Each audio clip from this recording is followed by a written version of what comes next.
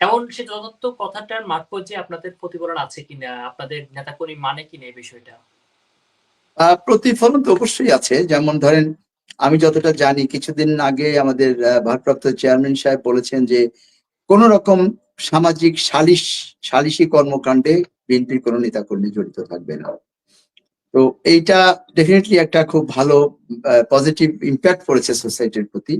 কারণ আমাদের এই গত ১৭ বছরের কালচার ছিল যে যারা এতদিন তো আমরা জানতাম যে সরকারি কর্মচারীরা অর্থ লেনদেন করে তাদের কার্যক্রমগুলো পরিচালনা করে, যাকে আমরা ঘুষ বলি। কিন্তু সেটা তো সংক্রামিত হয়েছিল ওই গত ১৭ বছরে ওই সময় যারা রাষ্ট্র পরিচালনা করেছেন বা যে দল করেছে তাদের নেতা কর্মীদের মধ্যে সালিশ দরবার ইত্যাদি করে তারাই এই শোনা যায় এবং এটা সত্যতাও আছে যথেষ্ট। এই সালিশ দরবারের মাধ্যমে তারা দুই পক্ষের কাছ থেকে টাকা নিয়ে এই কাজগুলো করতো। এটা যেহেতু একটা সামাজিক প্রক্রিয়া ধারাবাহিকতা, সেই ধারাবাহিকতা বজায় ছিল।